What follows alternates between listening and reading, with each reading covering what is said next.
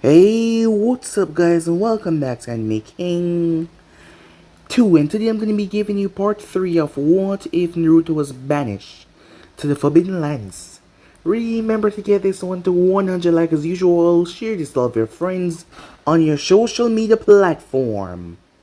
And also guys, remember to stay tuned for the What Ifs coming your way over Anime King and Anime King 3.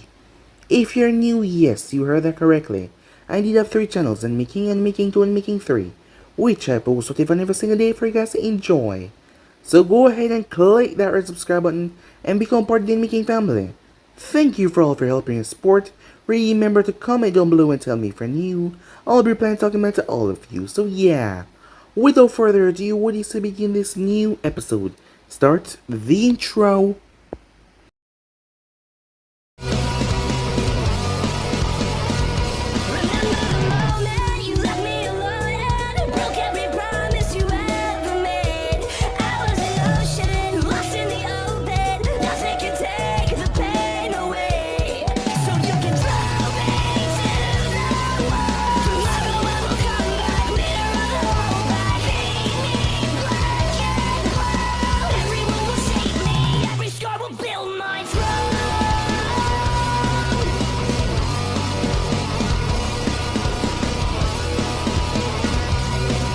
So, the last spot we left off, Naruto had left and he went towards the west.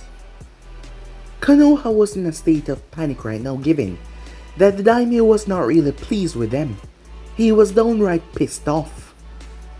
As now they told Jiraiya to go over there and get Naruto back, but the thing was Jiraiya had no contacts over there, and from the things that he heard, going over there blind was not a good thing to do, and even if he did go over there, he didn't know where to start searching for the kid. So well, that was out of the option right now, as they did not know what to do. We then return back to the present time, as that was just a few months after Naruto had left the village. At the moment though, the group that was from Konoha was going to go to the tournament that was going to be kept in the land of spring. Kiba was happy because once he got back to the village, him and Hinata would be finally married. Kurenai, saying that this was about, well, peace between the two clans, trying to make Hinata accept this, but she would not. It doesn't matter what anyone says, she would never accept this no matter how hard they try, no matter what they did. Kiba got pissed off, but he did not really care at this point because it was going to be official soon. And he was so happy about that. As the group made their way there, it turns out that the Emperor from the west was going to be popping up as well. Danzo had tried a little assassination some time ago, as Naruto had been in his quarters as Walter had went to handle it. The root ninjas, well, they underestimated Walter, and he showed them why they should not.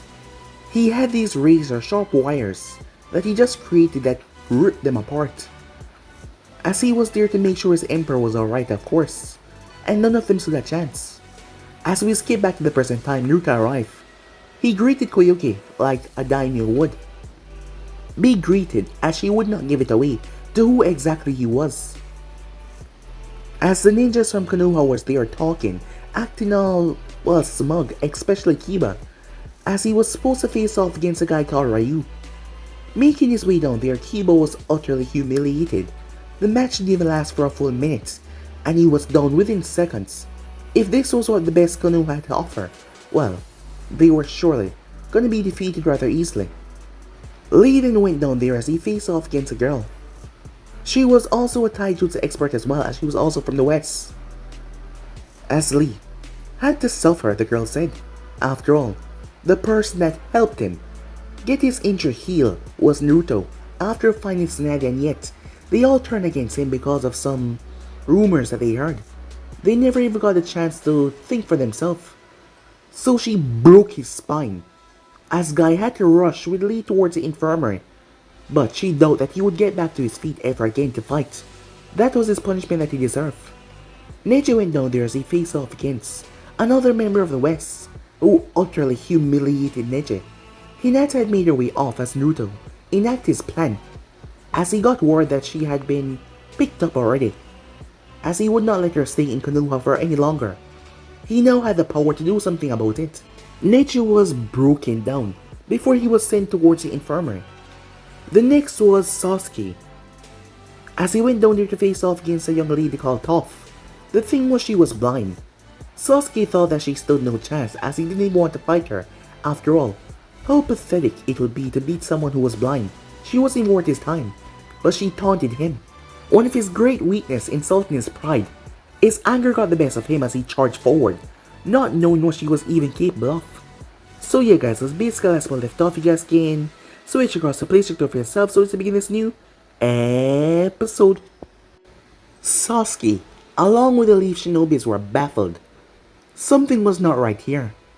The moment Sasuke had charged in, he thought that it would just be a few punches and she would be out, but to his utter surprise, she blocked or dodged all of his attacks, which made absolutely no sense. She was blind. This whole tournament was going as not as they expected. After all, they thought they would come here and dominate all of the opposing forces. But here were the Konoha ninjas all being swiftly defeated like they were absolutely nothing. And now was Sasuke facing off against a blind girl, and he could not even touch her. Sasuke was hit viciously in the stomach with the elbow. As he staggered back, he charged forward once again. He could not use the power of his eyes on her, except for countering her moves, because she was blind.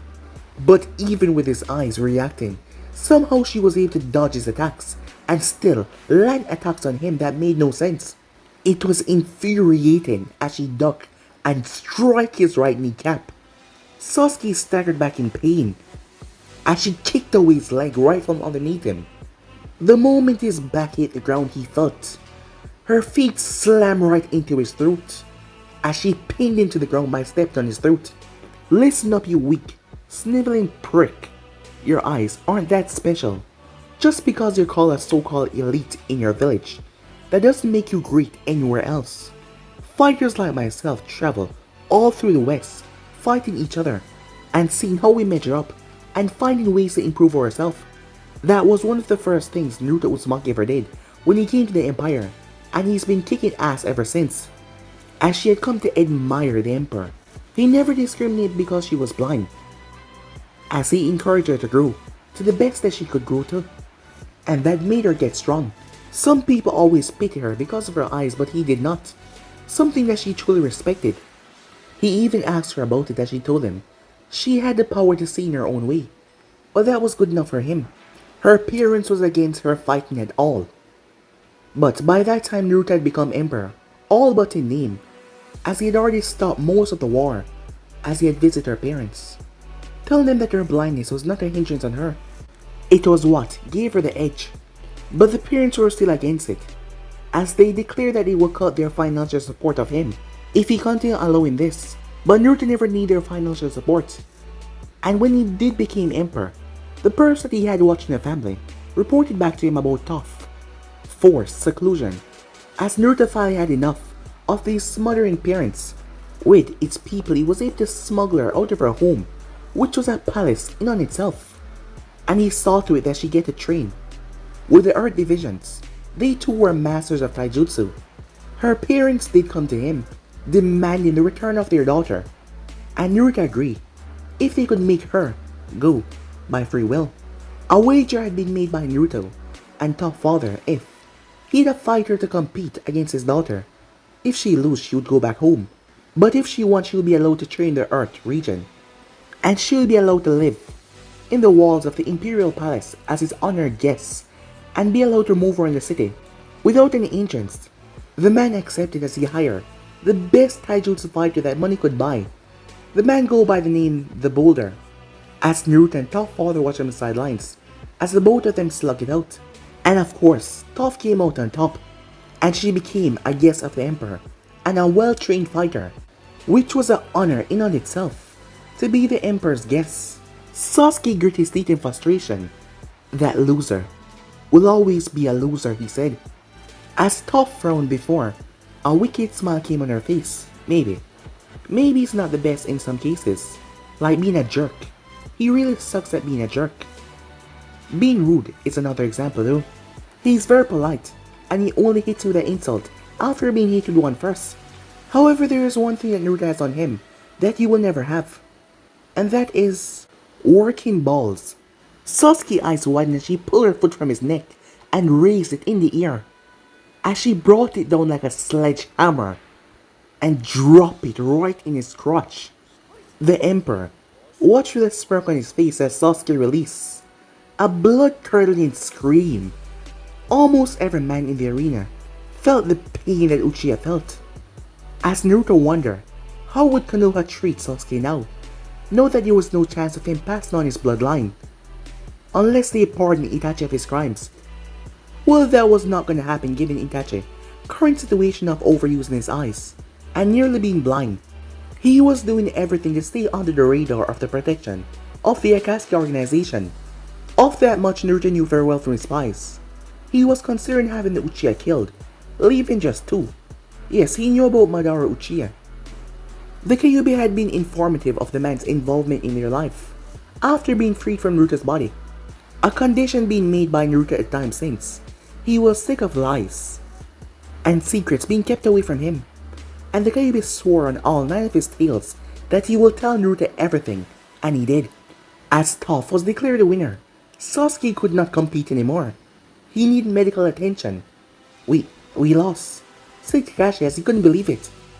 This is a nightmare, said Kunai, as she couldn't believe her student, much less Sasuke, had lost his match, as he had started training right after the 3-year suspension from Daimyo, and yet he still lost. They all lost. It's almost a shame to leave Shinobi's loss. Don't you agree, Emperor-sama? Said Koyuki. Yes, the key word being almost, said Naruto, as both of them chuckled. Do you wish for your fighters to compete in a tournament? The West has pretty much won no matter what happens, Koyuki said. It would be insulting to them if I did not give them a chance to test their skills in taijutsu against each other, said Naruto. Besides, the crowd pay good money to see these fights. It would be an insult to them to not give them what they paid for. I concur. However, I feel like the Leaf Shinobi's here does not deserve the right to see it, and should be removed from the stadium as a whole. As Naruto nodded, she could practically sense his smile under that helmet. Not a problem by now. The Leaf Jonins in the stands will be tending to their students, and they will soon find out that one of them is not with them. They will be so busy looking for their missing student, they won't see how the West fight when it is 2 Western against each other, said Koyuki. Exactly, said Naruto. The situation will be further enforced, given the Uchiha injury, as he turned back to where the Leaf Shinobis were, but they were no longer there. They had made their way off to the infirmary. Then let's continue the tournament, she said.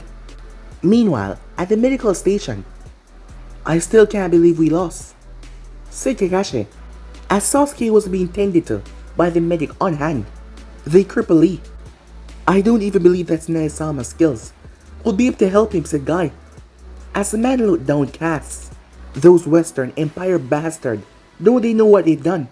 We should file a complaint to the Fire Daimyo, said Kunai, as she looked towards the bandage of Kiba. There's nothing that we can do, Kunai. Kiba was seen by a stadium full of people attacking after the match was declared finished, and everyone signed the form, knowing the risk that might happen while they take on these matches. So there will be no point of filing a complaint, said Kakashi. Still, it isn't right. The fact that they knew Naruto as well made things even worse. He probably told them how each of our students was trained, said Kunai with a frown. But that information will be out of date after so many years. How would he know how Lee or Neji fights now, said Guy. Kunai didn't pause. Wait, where's Hinata, she said, as she looked around. As she realized that Hinata was not there, Shinji left to go to the bathroom. Kakashi cursed in his mind, as he wasn't even focusing on her, and they were told to watch over her because she wouldn't run off, would she? Said Kakashi, as Kunai bit her lip.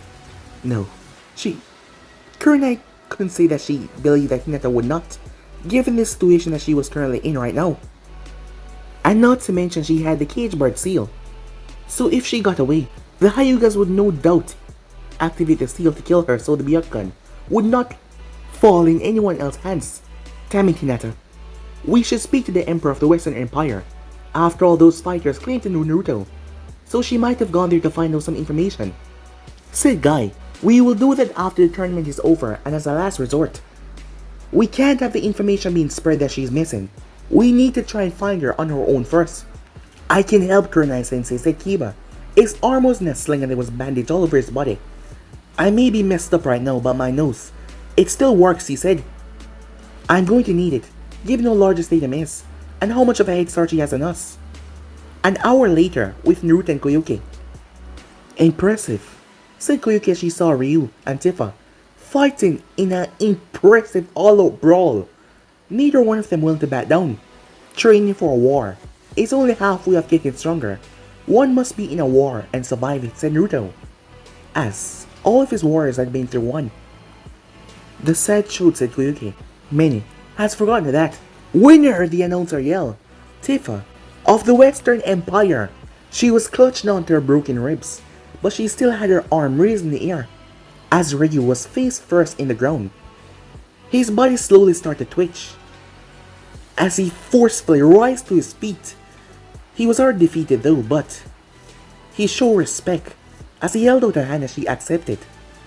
The crowd went into a cheer for how they showed respect at the end, as Ryu fell, as Tifa held on to him, as the medics took them away to get bandaged up. My Emperor, we have uninvited guests, Walter said, whispered in Naruto's ear, as Ashi and Toph were about to fight their match, as Naruto saw the Konoha ninjas making their way towards them, only to be blocked by Naruto guards. One of Naruto's main guards, known as Sato, stepped forward. You are not allowed here. Leave, said Sato. We need to speak to the Emperor. It's very important, said Kurenai, as she tried to be as polite as possible.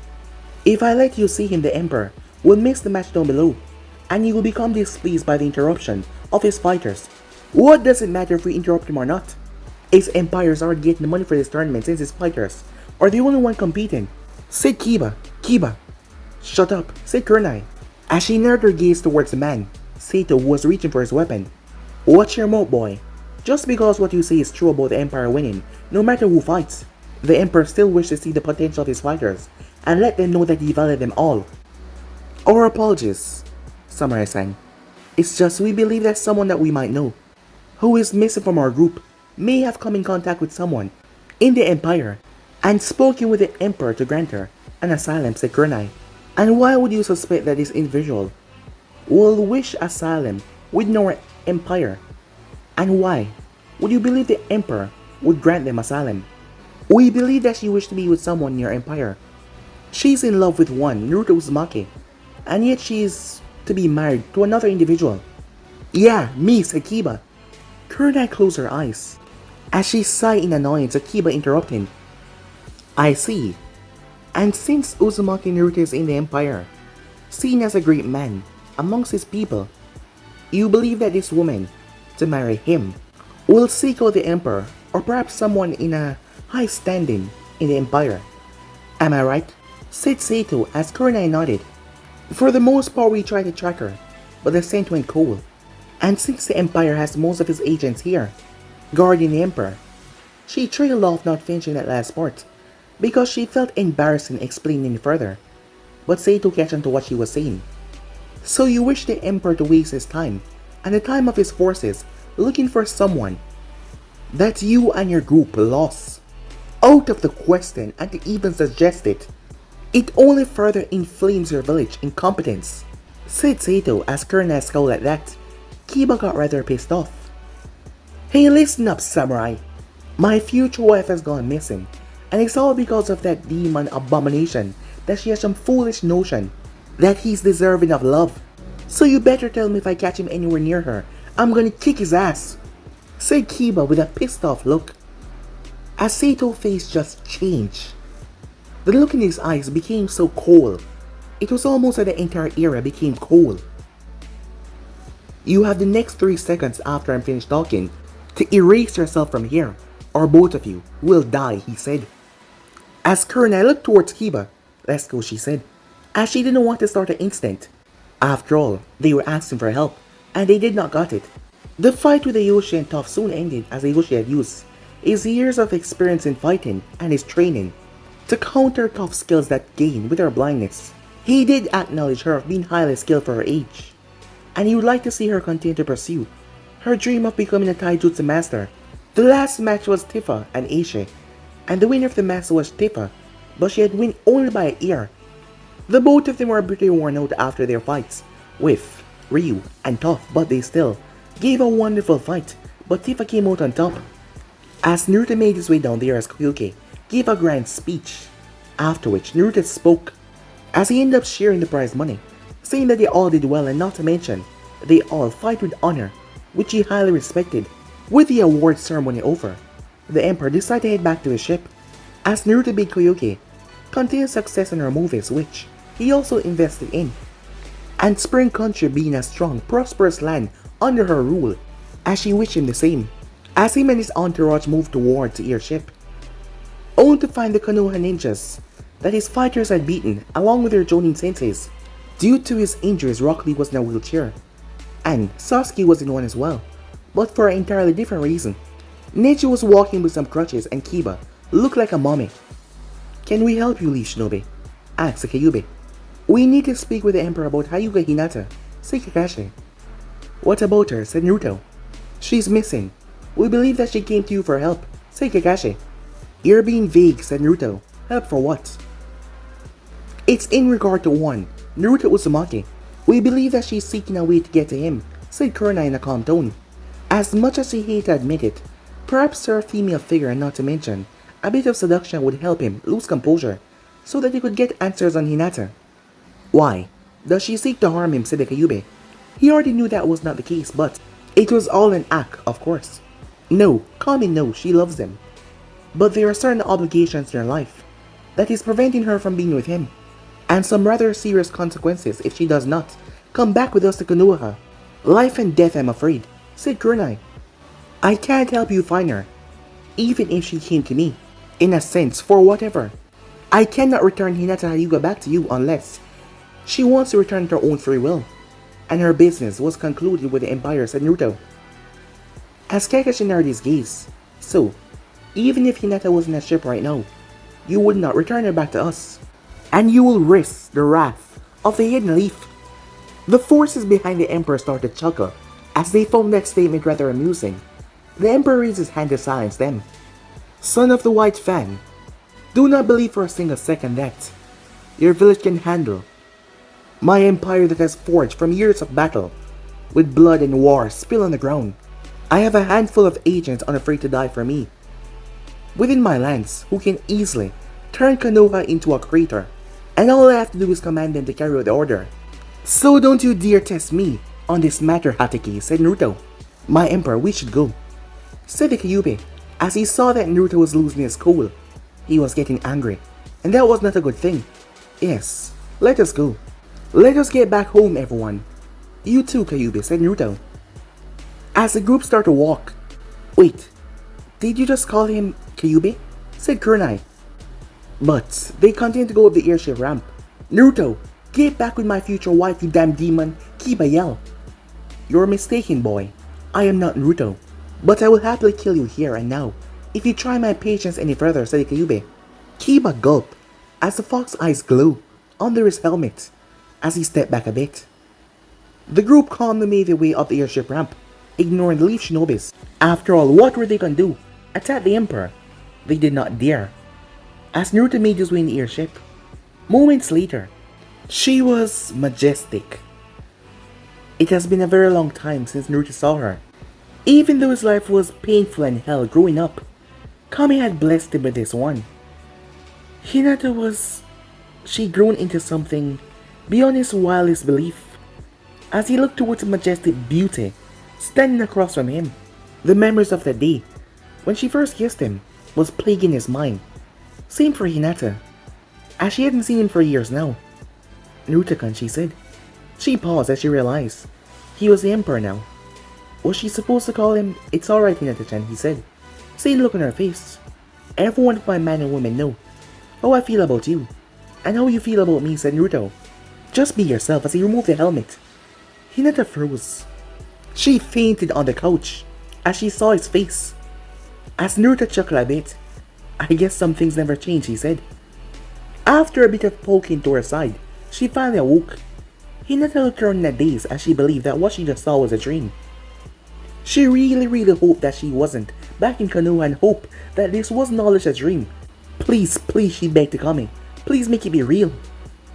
As she realized she was still in the airship, flying to the Western Empire, as she saw him smiling. It isn't a dream.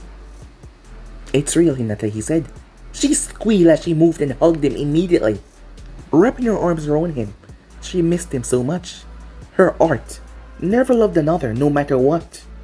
Through all the things that she went through, all the discrimination, everything, all the hate, because of her love for him, she did not care because she knew one day she would find him again, and here she was. And here he was. Tears started to form in her eyes as she started to cry. It's alright, said Naruto. Naruto-kun, she said. They placed a cage bird seal on me. I don't know how long we... Shh, said Naruto. I know about everything, said Naruto. I wanted to come for you for a long time now. All I can say is that I'm so sorry for not getting you sooner. With everything that was going on, he could not find any time to get her out of Konoha because of her Byakugan and her being used for the clan. They kept her close.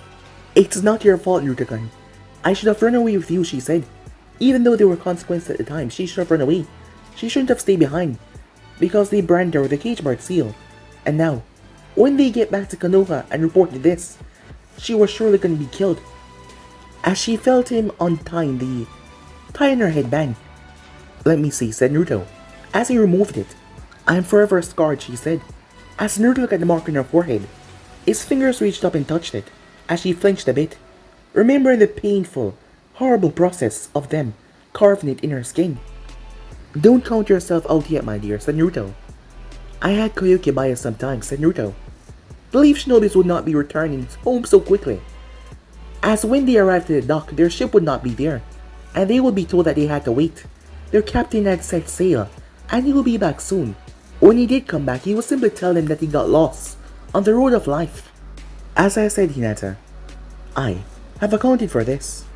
As Naruto's fingertips start to glow, as he places his index finger in the center of the seal, his pinky finger and his pointer finger on the two side ends, and his thumb right between her eyes. The thing about seals, which few knew about, was that they were basically locks on doors. To unlock a seal either require the right combination that may involve someone's blood, or picking the lock with the right skill of a seal master, and Naruto was a genuine seal master. And it all depended on the level of skill and the understanding that a seal master had to break a seal, especially one this complex. It was attached to the nerves. No one had ever tried to remove it before because they feared the main house eliminating them. So there was not many safe measures put in to detect what was going on. And being the seal master that he was, Naruto was quickly able to get into the system of the seal. After all, it was just like unlocking a door with extra bolts on it. As Naruto closed his eyes, Hinata felt a sensation like his chakra was entering her brain. As she felt it, it felt like something was clicking and snapping into place. As Naruto tricked the seal like he had done its purpose to seal off the Byakugan, and once that purpose was done, it powered down, and it could be washed off easily. Hinata opened back her eyes as she fully trusted Naruto, as she did not even flinch. Did it work, she asked, as she felt him stop. See for yourself, he said, as he turned her headband around. Hinata saw that the cage bird seal had lost its potency. The only thing that it required right now was scrubbing off, to be removed. And it won't activate at all, she said. As Naruto was smiling. No, I shut it down, said Naruto. The thing about the inner workings of the cage bird seal is that it failed to have basic control, and it only followed commands. Once it believed that it's necessary to take away the eyes, it does, and it has no defense to defend against a seal master of my stature, said Naruto. She started to cry once more, but this time, tears of joy. She wasted no time as Naruto was tackled.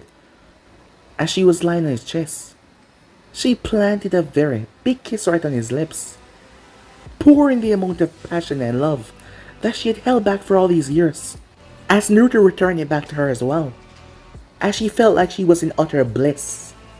Time skip. Hinata did what? Yelled Snappy from her office. Hinata fled to the Western Empire to be with Uzumaki Naruto. Kurina had barely gotten those words out of her mouth But that is not the worst news, said Kakashi. Explain, said Tsunade. The Kyuubi is freed by Naruto. Tsunade froze. What did you just say? The Kyuubi. It appears to be free by BAM! Her fist shattered the decks. That idiot boy! Doesn't he know the consequences of doing that? If he's not dead already from doing that, he will be when I get my hands on him. All of their former students were currently in the hospital, as they wish they could switch places with them right now. Apparently, Naruto is alive, but how close he is to the Emperor is currently unknown. But from what we heard from the fighters that participate in the Spring Country, he's respected over there. Well respected. Well, there's one way to find out. Find Jiraiya. Bring his ass in here. I need to talk to him, the council, and the elders about the situation that we're currently in right now. The three of them nod as they made their way. Tsunade-sama, you should really calm down, Shizune said. But the glare that Tsunade sent her. Pause, hearing her statement. Calm down? Calm down? We've lost support from our allies, our daimyo, and just now I learned that Hinata has fled to the Empire. I know I have to handle Hayashi, the political backlash of dealing with the Western Empire, and their views of the village regarding Naruto banishment. As Shizune flinched under the hard gaze, Shizune whispered something. What? I said it was wrong for banishing Naruto for doing his job. I did not ask for your opinion on the matter, Shizune, said Tsunade. At least tell me why did you went along with the banishment? After everything he has done for this village. For you. Everything that he had done, helping you. Get no fear of blood. Why? Shizune said. As Tsunade had never explained why she went along with it. Because like it or not, the boy was a threat to the village. Not because of the Kyuubi, because of his heritage. And he needed to be cut loose beforehand. What heritage? Shizune said. Naruto is the son of Minato Namikaze and Kushina Uzumaki, said Jiraiya as he appeared on the windowsill. Shizune was surprised. She always suspected something, but to hear Jiraiya confirm it. Yeah, and if the village found out before Naruto banishment, a civil war would have broken loose. Both the Hidden Stone and Kumo would have been breathing down our neck. At the time, Leaf could not protect Naruto against his father outside enemies. They were getting worse. And with the Akatsuki no hunting after him for the Kyuubi, we had to make a choice. And in the end we chose the Leaf Village, said Jiraiya, as he looked down sadly while Tsunade looked away. You chose the village? Even after all the abuse, the hatred, the pain they unleashed on Naruto. Naruto was and is the son of the 4th Kage. If he was trained by you, he could have become stronger than his father. And yet you both went along with the banishment, said Shizune. And what do you think that Naruto would have done with that power after he learned the truth? After his history, after his background, after the way he was treated, he would have crushed this village. The order to banish him was going to happen whether he succeeded in his mission or not.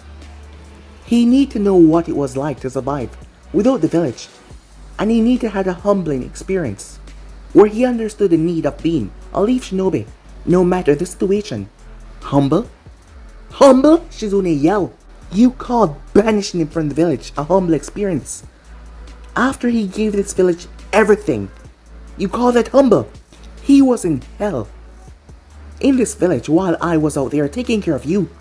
And you, Jiraiya, was out there peeping in the hot springs of different villages. If anything, you too should have been humble. But your own arrogance would let it happen.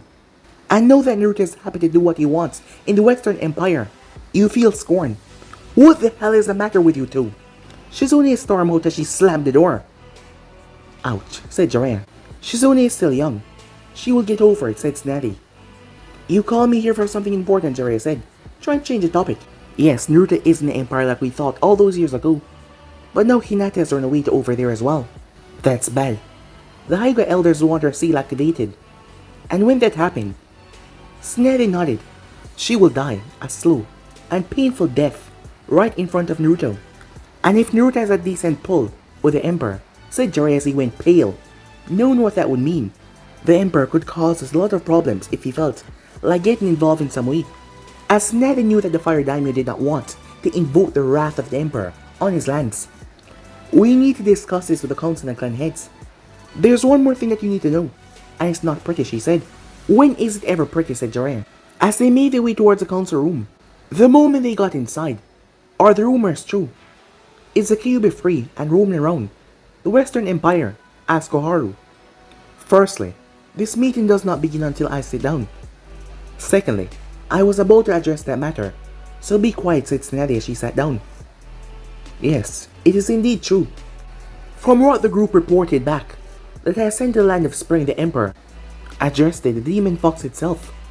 As there was a lot of shouting, the demon must be eliminated before it come back here. He will corrupt the emperor to attack us. We need to kill them both. We have to attack the west to stop the incoming slaughter. Enough, said Tsunade, slamming her fist on the table, silencing everyone. As Jerry was the one to spoke, what you are asking Tsunade to do is political suicide. At the moment, our own daimyo doesn't want to get into anything with the emperor. And if we go behind his back and do something like this, not only would we be invoking the wrath of our daimyo, but the wrath of the emperor as well. Do I need to remind you what happened when the pieces of root ninjas were delivered back right in the center of our village with the insignia of the emperor? And the scandal that we went through. Then we appealed to the fire daimyo. Tell him that Kyuubi got free. It is in the empire. And it should be brought back here to pay for its crimes, Homura said. And in return the emperor could ask the people of Konoha to be brought up on charges for their abuse against Naruto. And our former allies would agree with them. And that would put pressure on the fire daimyo to side with the emperor. Is that what you want, said Jiraiya. So what do you suggest we do? Sit here and do nothing, Koharu said. Jiraiya shook his head, as he seemed to already have a plan. We need to handle this covertly.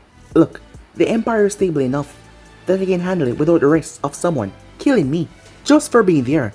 Or at the very least I will be arrested, with a chance of facing the emperor himself on those charges. I talked to him, used my charm, which I have in spades. I might even throw in 2 of my books, signed copied, to get him on our side. And just how do you intend to get the emperor on our side? That boy has been gone for 6 years. That means the emperor has known about Naruto and the demon and what he has been through, said Danzo. Do you think your books is gonna solve anything? Or you? I'll think of something at best. I can convince him to hand over Hinata, to put it all behind us. If anything, I can ask him to become our allies after all. With the support of the emperor, we can get back our old alliances and get these other nations off our back. Hayashi, you've been rather quiet in this meeting, said Tsunade. Hinata has been warned several times to not disobey me and my rule.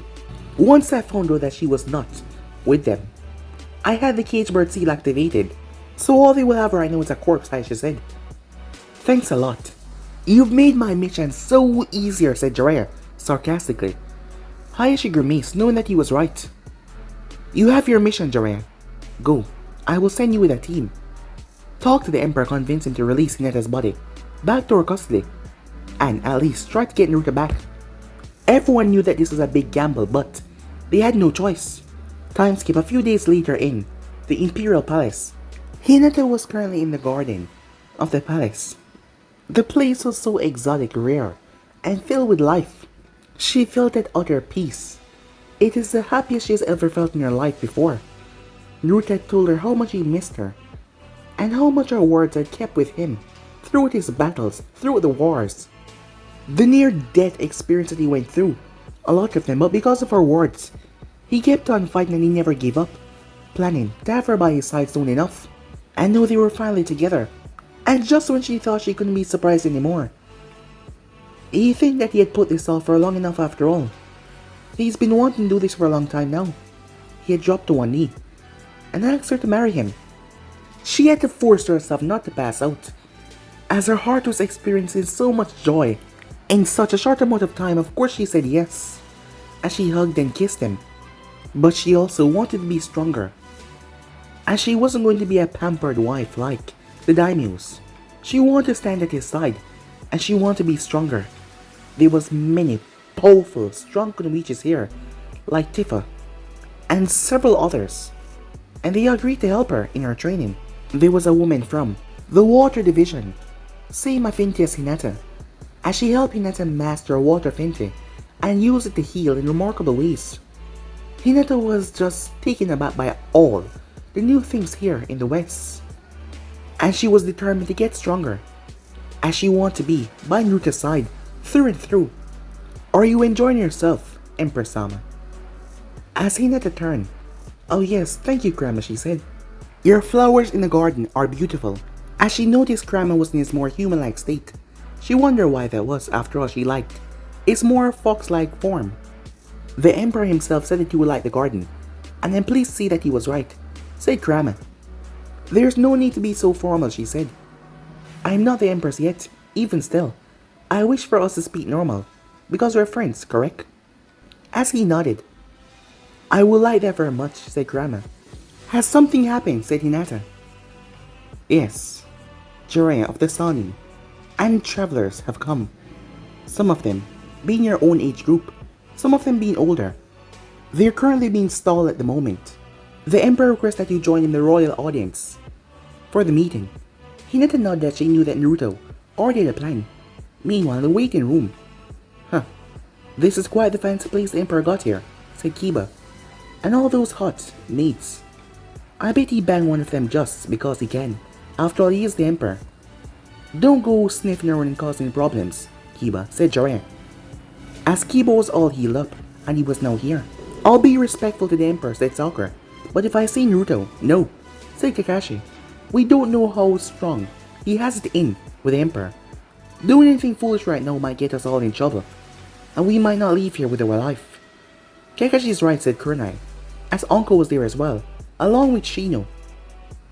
As the said man that was speaking to Hinata earlier arrived. If you will all follow me, he said. As they heard his name before while he was standing with Walter, his name was Kurama. Hey, I have a question, said Kiba, as they were following behind the man. And what might that be, Kurama said. Why do you smell like a fox? Are you secretly the Kyuubi? As everyone froze. No, I am not the Kyuubi. However, it seems there is no way around denying it. I am a fox demon. You don't look like one, said Sakura.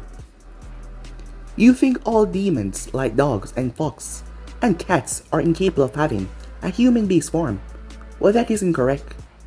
While I myself possess a fox form, it is nowhere near the size that Kyuubi possess, which I'm sure the older members of your group remember quite well, that they witnessed years ago, before he was sealed away. There are some demons in the Empire that had 3 forms, like myself, and the Kyuubi has the honor of possessing. What you see now is my human-looking form, while my secondary form is far more powerful, and it shows more of my fox-like heritage, which indeed prove that I am a demonic fox. The main form is what Konoha is already familiar with when we're using our full potential. The man walked without looking behind him. He was wearing a rather silk armor, and he had luscious red hair. So do you have an affinity to fire, like the Kyuubi, said Shino, as he could feel no malice or hate coming from this person. It wasn't like the fox at all. But perhaps he was concealing it. No, I am more in tune to nature itself, plants, and life, to create beauty or death, said Grandma, as he chuckled a bit when he felt the fear coming from them a little. So what's the Emperor like? Uncle asked. You will find out soon enough. The group almost jumped as he glanced behind him to see Walter walking calmly. Where the hell did you come from? Said Kiba. Walter smiled. The smile was rather unnerving. You should never ask such things in such a disrespectful tone, young one, said Walter. Kakashi narrowed his gaze towards Walter, as he could feel it. Kakashi could tell when someone is a killer, and this man, he was basically radiating that feeling of death. That smile, that unnerving way he moved, and the way he snuck up behind them so quietly. Walter, we should not keep the Emperor waiting, said Kurama. The samurais are at the door as they arrive. Kurama nodded as they opened the door. The group was allowed inside. The door was shut by the samurais. During the altars of Corona, the place was decorated with statues of dragons. There were markings of foxes on the wall. The place was silk, golden, beautiful. And there was fire, yes, 2 lines of fire on each side of the room that blazed heavily as someone was sitting up ahead. This time the Emperor's face was not guarded. It was not covered by his helmet, and there was a woman standing beside him. The first thing he saw was his piercing blue eyes. The woman beside him was looking down towards the group with a glare. It was mainly focused on Kiba. The only reason why I allow you people an audience with me is because I feel like it's time. Some of you understand the severity of Konoha's stupidity and the level of your own arrogance, said Naruto. Jiraiya couldn't believe it. Naruto? You're the Emperor? But guys, be and subscribe right here. If you want to see next parts and do, like, subscribe, comment down below, and turn on the bell notifications they posted. But I'm off for now, see you guys soon. Peace.